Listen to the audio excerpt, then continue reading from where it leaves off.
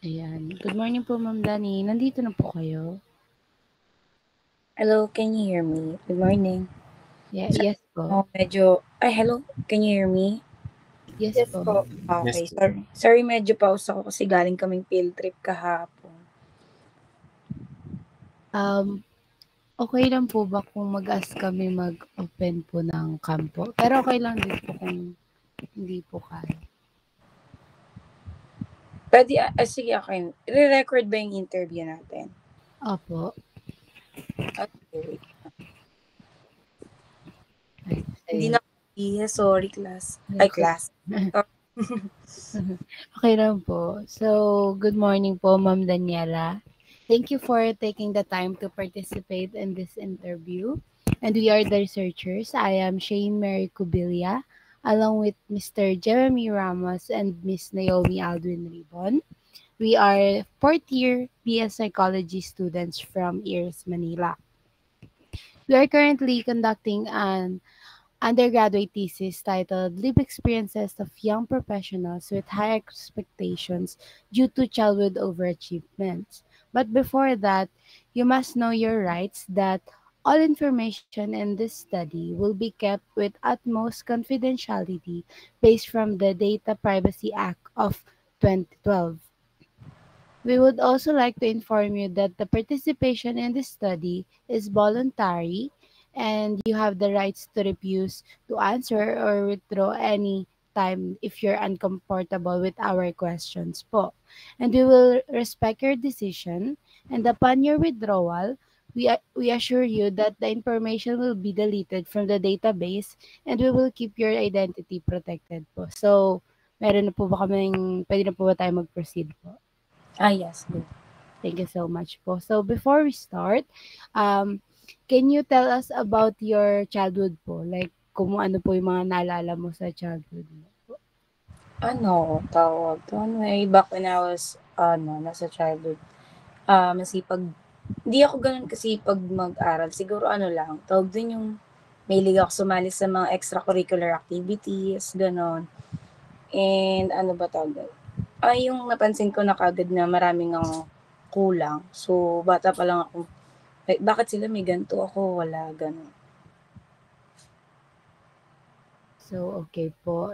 Let's begin na po tayo sa first part. So, in this first part, you will be describing your experiences as young professionals with high expectations due to childhood overachievement. And sa unang question ko po is, when did you realize that you were an overachiever as a child po? Siguro nung senior high school na ako niyan. Kasi nung elementary ako, nakakapasok naman ako sa mga honors, pero hindi consistent. And then nung nag-high school, ayun, doon consistent na talaga.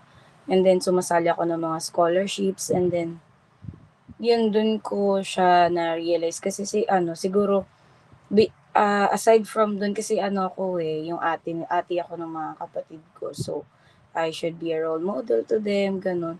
Parang lahat ng paghihigpit is nasa like bawal ganyan, bawal ganto.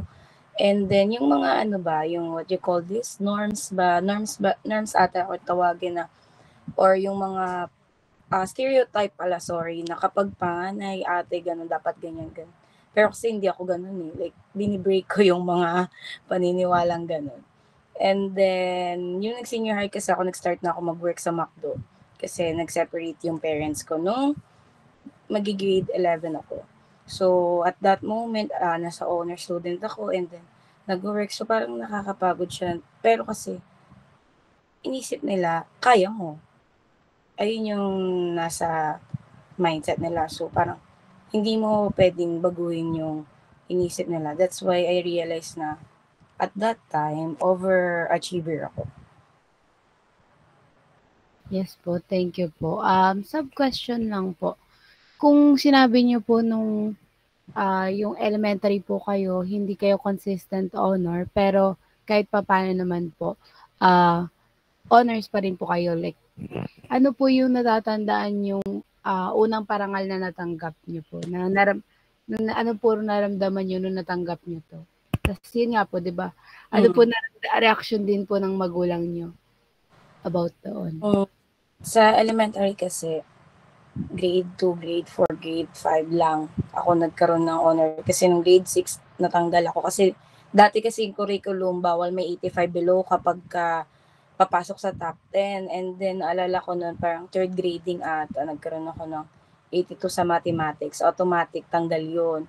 So, yun lang yung dahilan kung bakit ako hindi nakasama sa overall ranking ng grade 6. Pero yung tatandaan ko naman, syempre proud kasi yung diba sabi ko nga yung sa extracurricular activities, mahilig ako sumali nun. Yung natanggap ko na honor nun is sa Save the Children. Tawag din about leadership yon.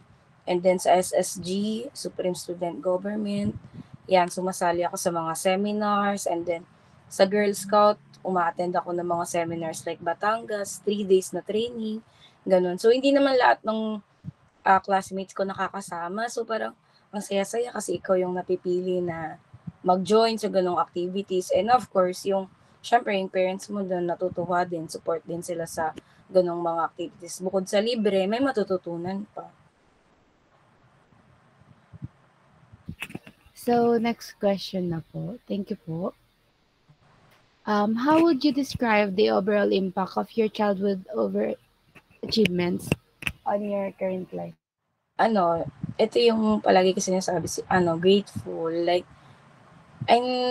parang sa positive side ka na lang titingin kasi, kung hindi ka kasi magiging grateful, like sasabihin, bakit kasi parang sa bata pa lang ako, hindi ko naranasan na maging, what you call this, yung hindi survival ba? Kasi parang before, lagi kasi sinasabi, bakit palaging survival mode, like, kailangan kong ma-achieve yung isang bagay, gano'n. Pero ngayon, iniisip ko, ang hirap, kasi ngayon yung first time teaching ko. So, sabi ko, buti pala, napagdanan ko na yung mga ganong bagay. Kasi kung hindi, sumuko ako sa pagtuturo. Kasi ang hirap ng pagtuturo. So, sabi ko, din yung mga co-teachers ko ngayon na mas bata sa akin. Before kasi, ako yung palaging bata sa work. So, ako yung laging pinapayuan ng mga ka-work ko. So, ngayon, ako naman yung nagbibigay sa kanila ng advice ko, bata pa kayo, gano'n. Sabi ko, yung mga ganyang bagay, magiging lesson yan. So, yan yung sa question na yan, how would you describe the overall impact? Siguro, yun, naging strong ako. And then, parang kapag mayroong problem, lagi ko lang sinasabi, lilipas din, dadaan lang. Parang, lang siya, laging way, kasi merong nakaabang na mas maganda. Gano'n. Yung lagi na yung nasa isip. Yes po, thank you. Ganda nun. Yung pangatlo na pong question is, what goes through your mind when you reflect on your childhood achievements? Tawag doon yung parang kahit sobrang hirap ng mga napagdaanan, and then, though hindi pa naman talaga ako totally matanda. Ay parang, kasi parang, ang aga pinakita yung mundo sa akin, kung ano ba talaga ang mga pwedeng mangyari. So, parang, kung meron pang mga darating, so kaya ko na. Kasi, dami na akong tawag doon na achieve. Palagi ko nga sinasabi na nung nagturo kasi ako sa private school, iniwan ko yung call center life ko na merong malaking sahod. Alam niyo naman yan na mababa ang sahod ng mga teachers sa Pilipinas, especially for those working on the private sector.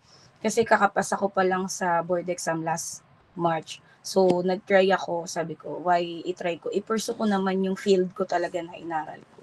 So, ang laki ng pagbabago, especially financially. So, sabi ko sa tuwing nahihirapan ako ngayon, pangarap ko to nung bata ako. So, bakit hindi ako maging masaya kasi na-achieve ko siya. So, parang tuwing nahihirapan ako, nagre-reflect ako na I once prayed for this. So, hindi dapat ako mag-regret. Ganon. May we know po kung ano po yung po nyo, program nyo po. Bachelor of Science in Industrial Education, major in Home Economics. Pero, pag magtitake kami ng board exam, pag ganun, TLE automatic yung majorship namin. Sa TUP Manila ako. Okay po. So, ito na po yung last question ko sa inyo po. In what ways did your childhood achievements influence you to grow as an individual and as a professional po? Ngayong teacher ako, lagi kong sinasabi sa mga students ko na binibigyan ko sila ng advice. Like, syempre, parang na-apply ko dun sa classroom management ko. Kasi yung advisory class ko is grade 7. So, nasa stage sila ng pagiging bata, transforming into young adult. So, lagi ko sa kanilang sinasabi na mas swerte sila kasi nasa private school sila. Like, hindi lahat kayang ma-afford yung ganong bagay. So, kapag merong silang mga nagagawang mistakes, parang ginagawa kong lessons yung mga nangyari sa buhay ko na ganito, ganyan. Like, for example, yung sa, nagtatanong kasi sila sa akin palagi na, bakit daw pagtuturo ang pinili ko kung mababa naman daw yung sahod? Ang sabi ko sa kanila, minsan kapag may gusto talaga kayo sa buhay, pag mahirap, kakayanin nyo pa rin. Kasi minsan binibiro ko sila, 50 pesos lang yung sahod ko dito, tapos pasaway pa kayo. Sabi nila, ma'am, bakit 50 pesos lang? Mababa nga lang yung sahod ng teacher, tapos papasakitin nyo pa yung ulo ko. Tapos ayun, ako curious sila na mahirap pala talaga yung buhay, ganun. So, at that, talaga, yung sa achievement ko ng childhood ko, so parang ginagamit ko siya sa professionalism ko as a teacher. Thank you po. Yung next question, magko-question naman po sa inyo. Good morning po. So, the next question is, do you ever feel ba na yung high expectation mo to succeed is naka-impact ba sa well-being mo? And paano? Ako, siguro hindi. Like, yung expectation, inalis ko na siya. Like, hindi na ako nag-expect. Before kasi ganyan ako. Like, ganito dapat, ganyan. Tapos, nung nag-college ako, kasi working student ako, nawala yung mga expectations ko na dapat ganito ako, ganun. So, na lang, tawag din, kung ano lang yung kaya ko, yun lang yung gagawin ko. Kasi parang, nag-iimpact nga siya sa well-being mo. Like, hindi ka magpa-function lalo, ganun. So, yung expectation na yun is, palagi ko lang sinasabi kung yung ma-survive mo lang yung araw to is yung kaya mo. So, yun lang yung pwede mong gawin. And kung makasucceed ka, edi thankful kapag nahihirapan, ganun. So, may impact talaga siya sa well-being. That's why inalis ko yung expectation. Ang ginawa ko goal. One step at a time. Ganun.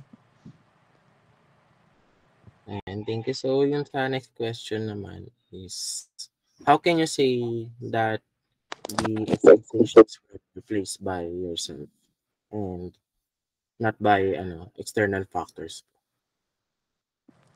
Di ko siya like, what do you mean by like hindi na masasaming family sa expectations, gano'n? Ano po, kasama pa rin po kasi pwede pong yun po yung nag-build ng expectation natin sa sarili natin eh. Pero po kasi ito pong thesis namin, nagfo-focus po siya sa personal expectation niyo po. Siguro tawag dun, kung sa sarili lang regarding dito, ang sa expectation were placed by yourself, siguro hindi gano'n kahirap kung sarili ko lang. Like, ayun, kasi kung ako lang, ganito lang yung gusto ko, gano'n. Kung walang external factors na like, for example, yung siyempre ate ka nga, gano'n. Kung walang gano'n sigurong kinonsider, siguro soft girl ako. Pero wala eh. Naging na ako, strongest soldier ni Lord. Pero okay lang naman din. Pero masasabi niyo po ba, sorry Jem, masasabi niyo po na before po, meron kayong self-expectation sa sarili niyo? Kasi nga po ate kayo, ganun. Before, yung siguro self-expectation, siguro yung ma-enjoy ko yung college life ko without, yung hindi ka mag-work talaga. Pero yung as an ate, ang expectation ko lang talaga dati, matulungan, ganun. Pero di naman in-expect na the whole college ko magtatrabaho. Ganun. Ayun. So, for the next question naman po is, kapag tinatanong nyo po, do you think that being a childhood overachiever has affected your professional identity? And if so, sa anong paraan po? Oo, kasi parang kapag yung alam niyo naman na yung mga bata ngayon, iba na rin yung respeto. Like, kapag may mga batang sumasagot sa akin ng pabalang, mas strong ako kasi sabi ko, hindi ako ganyan nung bata ako, hindi ako papayag na ganun-ganunin lang ako. So, nakaapekto siya kasi lagi ko kino-compare yung sarili ko sa mga bata ngayon. Like, hindi naman talaga dapat. Pero mapapaisip ka, bakit ganun na yung mga bata ngayon? Parang okay lang sa kanila na easy-easy lang, na wala silang like yung hindi naman sa pagiging achiever, ganun. Yung pagdating sa pag-aaral ba na kahit assignment, hindi gagawin. Hindi ako ganun nung bata ako. Tapos mag-e-effort pa ako sa assignment ko, madaming design, kahit gabihin pa ako hindi ako magrereklamo. Ngayon, onting lang magrereklamo yung parent kasi daw napuyat sa project. Di sana, di na lang nag-aral, di ba? Ayan. For the next question is, how do you feel about yourself being a young professional na may mataas na expectations? Yan. Kahapon ko lang siya na parang nung nag-field trip kami, sabi ko parang na-realize ko, sabi ko, 20s pa lang ako pero teacher na ako. Imagine, ang bata ko pa para pasukin yung pagtuturo. Nag-tutor kasi ako. Tapos yung isang yaya nung tutor ko, sabi niya, ilang taon ka na ma'am? Sabi ko, 23 lang po ako. Tapos sabi niya, hala, ang bata mo pa magturo. So sabi ko, ay oo nga no. Ang bata ko pa, ang dami ko pa rin dapat matutunan. Kahit ang dami ko na ring naging experience. Parang kahit bata ako, gusto ko pa rin matuto ng matuto. Kasi nga, sa pagiging teacher, kahit ako minsan, may mga inaaral pa rin ako. So sa pagiging young professional tapos high expectation, minsan iniisip ko din na tama ba yung mga ginagawa ko. Minsan tinatamad din talaga. Siyempre hindi naman palagi nasa momentum ka ng pagsisipag, 'di ba? So, minsan gusto ko lang humilata, matulog. So, yung minsan kapag gano'n yung ginagawa ko, naisip ko, ay hindi dapat ganito kasi pinaghirapan ko 'to before. So, kapag naalala ko na nagpepetiks-petiks na naman ako, ay hindi mali yan, Dani, gano'n. Nire-remind ko palagi yung sarili ko na dapat may goal ako, gano'n.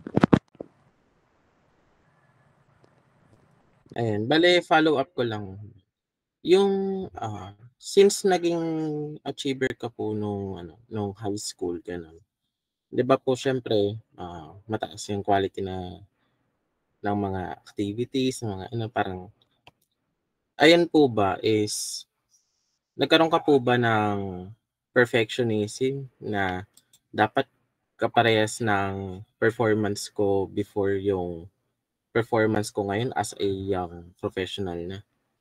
Hindi ako perfectionist, Actually, ano ba, hindi naman sa democratic teacher ako. Tawag dun, hindi ko kasi nagko-compare lang ako kung ano ako before, compare sa mga bata ngayon. When it comes to attitude and what you call this, yung sa pag-asikaso ng mga assignment. Pero pagdating sa performance ko, hindi ko i-compare yun kasi nga iba ako sa bata ngayon. So, never ko ginawa yun. Ayan. For the second part naman po is, you will be sharing how you cope or deal with the challenges of being a young professional with high expectations due to childhood overachievement. For question number 1 po is, in what ways, if any, have your early achievements influenced your approach sa trabaho, such as for your standards for your success or your attention to detail? Ano yung choppy ka sa end ko, anak? Anong question mo? Ayun, kumbaga paano naka-influence yung early achievements niyo po sa approach sa trabaho?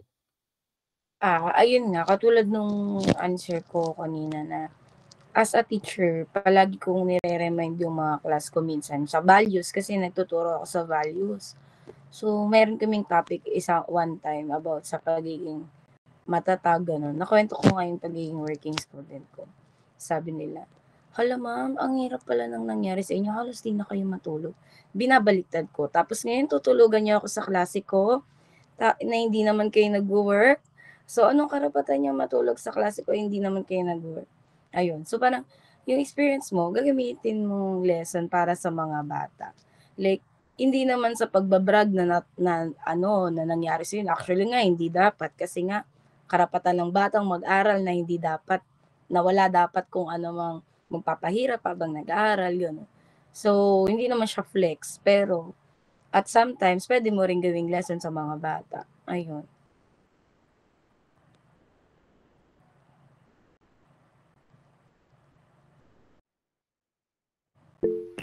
Ano po, ma'am? Tanong lang po. Dahil po 'di ba yung parang iba na yung generation ng mga bata ngayon.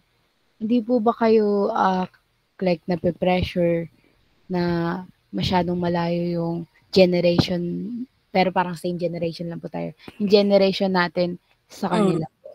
Eto nga, yung mga bata ko, alam mo yung mga gangster-gangster ngayon.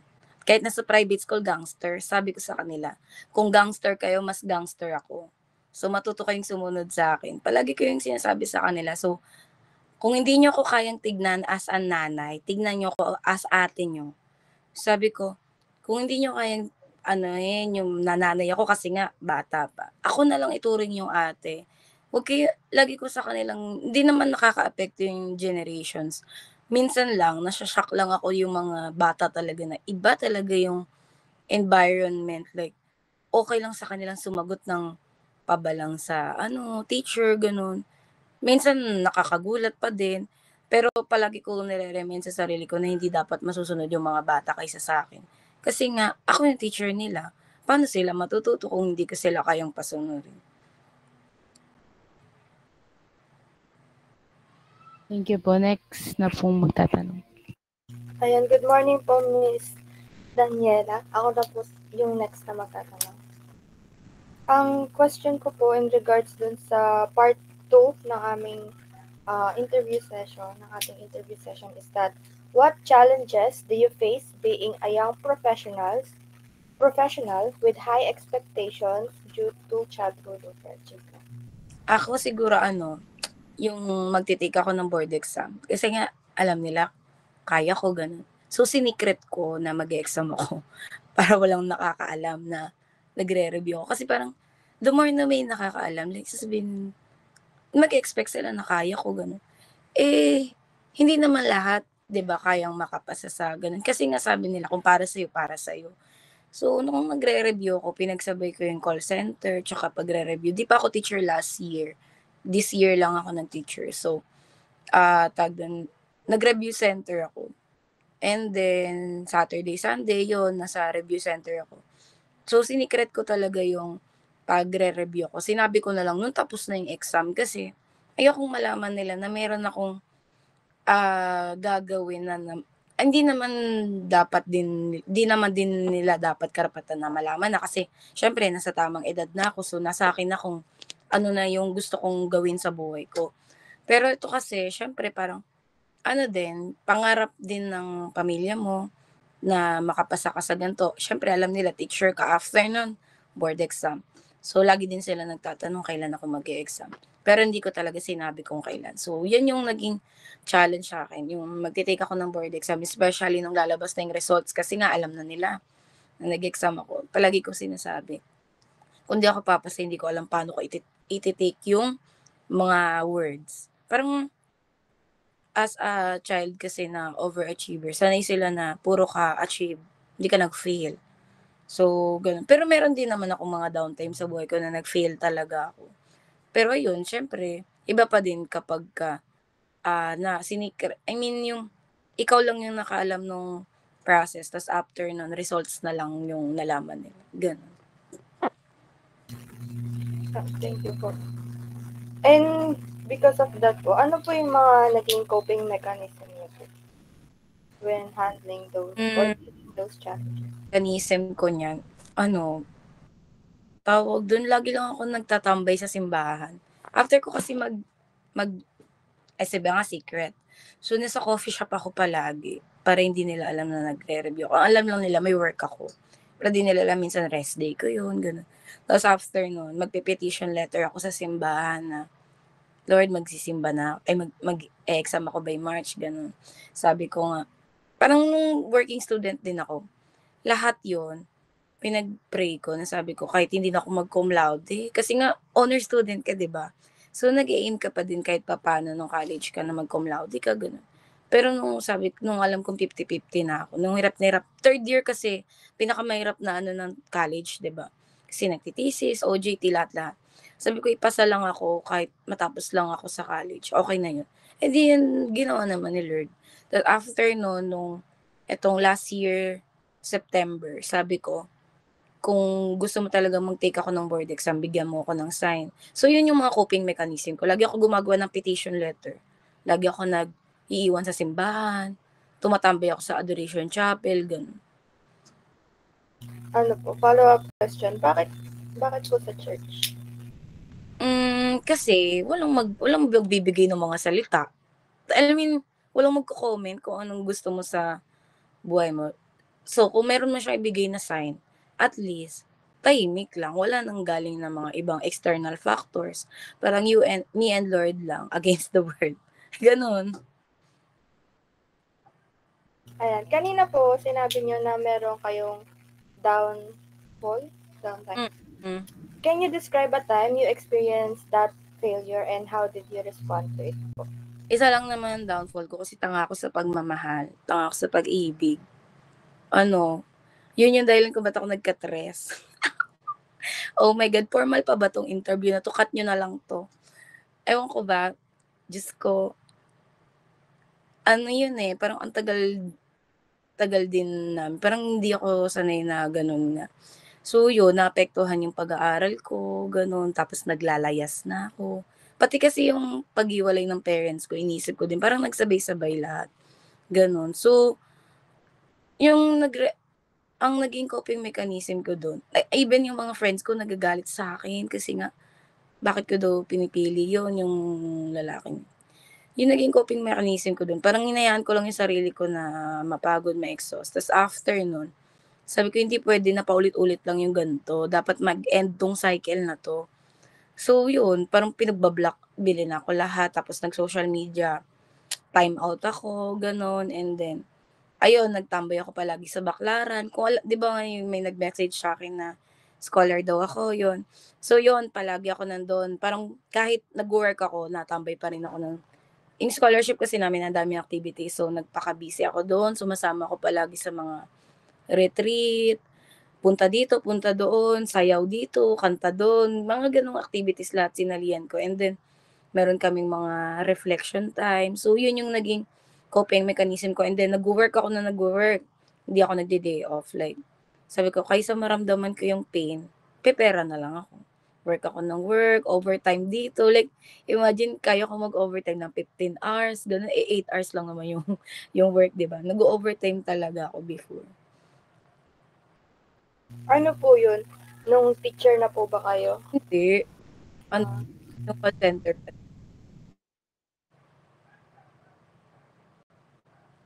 And because of that failure po, ano pong valuable lesson have you learned that helped you as a young professional with high expectation?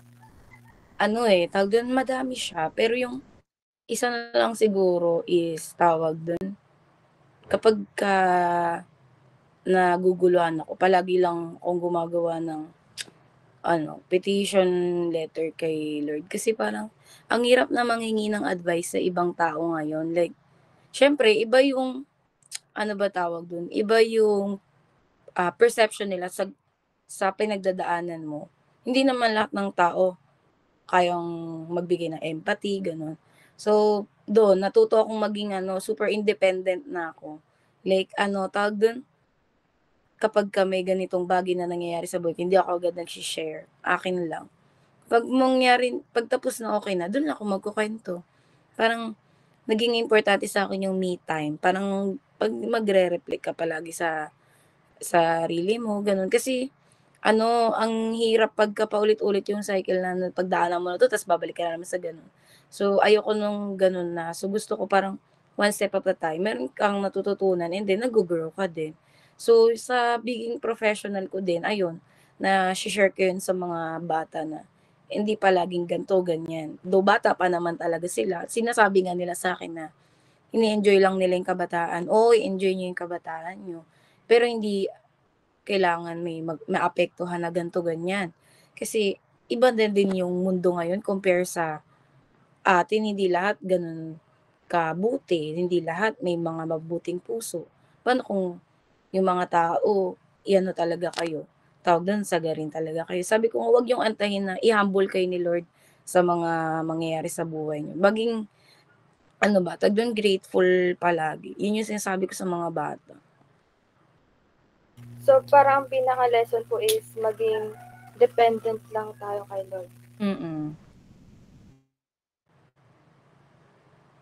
Ayan, before po tayo mag-proceed sa last question, ano po yung definition nyo sa success noong bata kayo? Ano, yung success para sa akin, tawag doon yung makapagtapos ka ng pag-aaral, mabili ko yung gusto ko, ganyan, pera, ganun ako nung bata ko, makapag-Jollibee, makabili ako cellphone, ganun ba. How about ngayon naman po? How have you redefined success for yourself as an adult or young professional, and does that differ from the expectations placed on you during childhood? Siguro doon pa din yung pera, alam nyo naman yun. Kasi nga, tawag doon, mahirap na yung bilihin ngayon.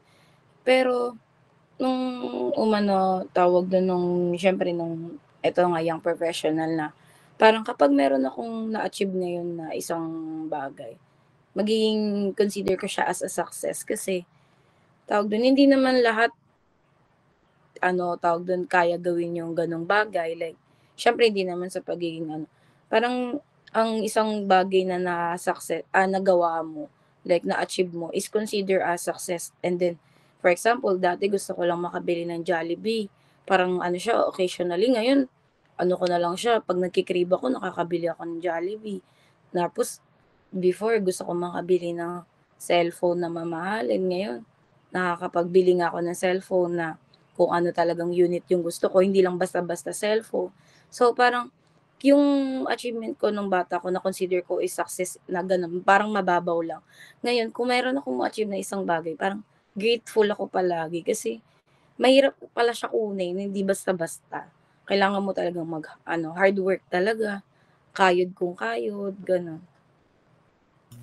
Ano po, up until now po ba, kahit na young professional na kayo, meron pa rin expectation po from others or from yourself? Minsan, yung parents ko nagsasabi na matanda na sila, ganun. And then, syempre, naman na kasi ako, niisip ko din talaga na, oo nga naman, matanda na nga talaga sila, kailangan din nilang magpahinga na magtrabaho, ganun.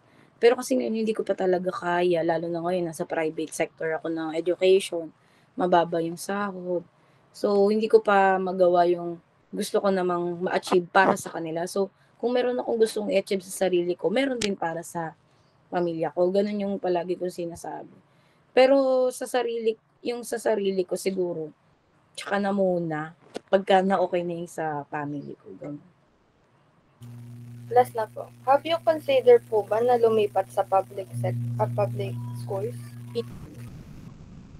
Laki na, hindi talaga. I mean, yung mga nababalitaan ko about DepEd, like, teacher 1, 30,000. Tapos yung paperwork, sobra-sobra. And then, yung materials, kulang. Ngayon, ganun kasi yung naranasan ko ngayon eh. Yung first year teaching ko. Pero hindi 30K sahod ko, sobrang baba. Like, imagine, kung ganun pa rin sa teacher's DepEd, though 30K ngayon sahod. Sa call center, kayang ibigay yung ganun. Pero pag uwi mo, wala kang trabaho. So, feel ko, babalik muna ako sa call center kasi may plan ako mag-ibang bansa. Ganun.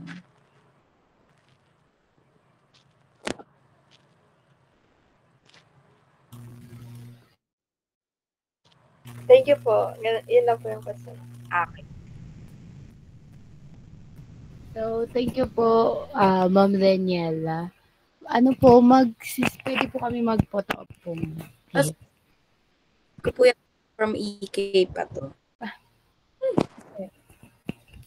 Sana all po may field trip. Pilindol na nga, tinuloy pa, di ba? Ewan. Jem, ikaw ang picture dyan. Ako na lang. Okay, 1, 2, 3, smile. Wait lang po. Isa pa po. 1, 2, 3, smile. Okay na po. Ano po, Ma'am Daniela, magsisend po kami ng e-certificate po sa inyo. Sige. Tapos po, magpapapirma din po kami ng informed consent po. Okay lang.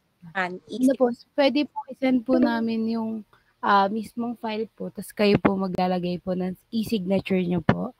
Or pwede po i-send nyo na lang din po yung e-signature nyo sa amin. I-signature ko kasi baka makalimutan ko din yan. Sige po. Sa chat ko na lang po ulit. Tapos po,